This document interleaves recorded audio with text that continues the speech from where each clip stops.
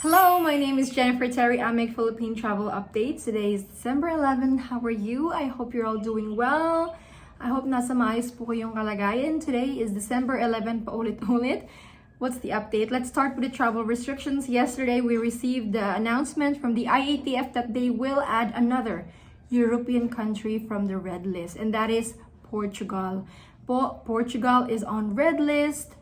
There is no date as to when until, kasi diba, red list announcement is only until the 15th or the 30th of the month. But since the total red listing of Portugal will start on December 15, when would it end? It can't end on the same day it was fully implemented. So let's just wait further for the announcement from the IATF. But the information that we have right now is that for those who arrive on December 9, December 8, December 7, December 6, yan, they were already in quarantine. Don't worry, you're not affected. You're just continue with the 6 days quarantine if you're fully vaccinated and 8 days quarantine if you're unvaccinated. So those who arrive after December 12 can still enter, but they will follow the 14 days quarantine, of which 10 days is at the hotel, no? While those who arrive na starting December 15, not allowed na po. So, if you're coming from Portugal po, and your flight is on December 15 or 17, wag na lang po.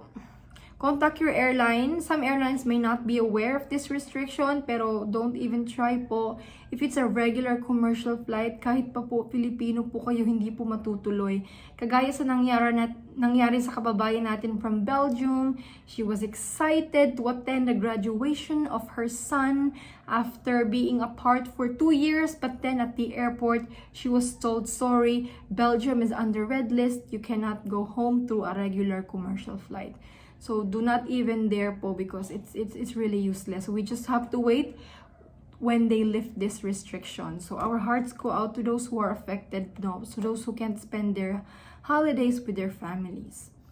While this is some positive news, just a reminder, we have already talked about this, but just a reminder that children who are 3 years old and under, so babies, 1-year-old, 2-year-old, and 3 years old, are exempted from the test before travel requirements. So, hindi po nila kailangan magpa-test bago ang flight kasi exempted po sila. It's not required by the Philippine government. They are exempted. And everyone else na mga 4 years old and up, they need negative test result. While they are exempted from test before travel, they are not exempted from testing at the quarantine hotel. So, isa-swab pa din po sila. They will still be tested upon arrival, whether 5th day or 7th day. While travel restrictions, there are now 16 countries on red list. Will they add more? According to the Department of Health Secretary Duque, it depends on the metrics. For example, if the country meets the case incidence rate, test-to-case ratio, and local transmission of Omicron, they may decide to put them on red list. But he didn't really directly answer the question. No? He just basically said if a country meets the metrics, then they will be on red list. That's it. And how about UK? This was an interview between the CNN and Duque, no, the Department of Health Secretary, and also the IATF chairperson. Would you add UK on red list? The trajectory of cases in UK is possibly will reach 1 million cases by the end of December. Should the UK be on red list? According to Secretary Duque, the epidemiologist at the Bureau is still monitoring the situation. Countries with steep increase, they will definitely look into that. If they fall squarely in these threshold, then certainly they will be compelled to put them in red list. But they're also looking at other factors such as local transmission of Omicron. So he did not really directly answer the question. If UK meets the threshold, they may be added on red list. So I will have to defer to my epidemiology bureau and ask them what is the latest. Are the metrics that I have mentioned to you, for example, the case incidence, no, if it is less than 50 over the last 28 days, for countries with 100,000 or more population, that is low risk, no? Pero yung atin high risk, if they register more than 500 cases for the last 28 days, for countries or places with a population of greater than 100,000. No? So if they fall squarely within these limits or thresholds, then certainly we will be compelled to include them in the red list. Their incidence rate is high, they may be added on red list. So just watch out po for any kababayans who will be traveling soon from the UK. While those travelers from South Africa, I think there's only a few, they're hunting, they're looking, no, they're tracing. So some of them, they did not put accurate contact information and they're being searched in the Philippines. So if you are here, please turn in yourself. There's nothing to be scared of. They will just test you and quarantine. That's it. That's really it. So do not go far as to getting sued because you're hiding. No, just lumabas na po kayo. DOH is already suggesting to DOJ, Department of Justice, to publish their names to those who gave wrong contact information for the tracing data.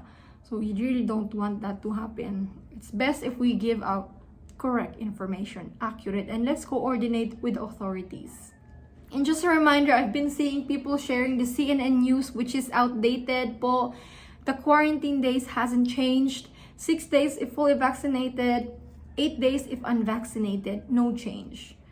Because Chick said they landed the other day and their PAL personnel told them to extend their hotel booking to 7 days because quarantine has changed. That's not true. They are fully vaccinated. Don't believe that. Chick, you know, sometimes itong Philippine Airlines na mga ground personnel hindi din updated. One kababayan went home and was expecting that she was gonna quarantine in Cebu, but then her first port of entry is Manila. So she had to book again upon check-in because they wouldn't let her board, of course, without a quarantine hotel in Manila. It's really disappointing, guys. Sometimes the best source of information po is Travelers, my channel. Or you can also go check Philippine Airlines website po.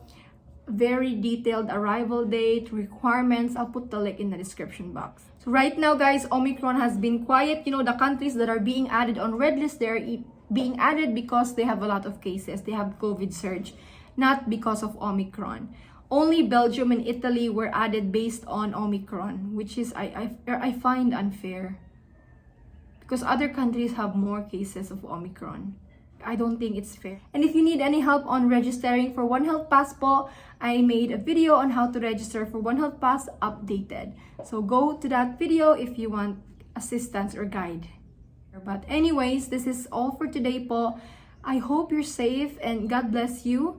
If you have any questions po, comment down below. I may make a Q&A video soon. And stay safe po kayo. Merry Christmas and God bless. Bye!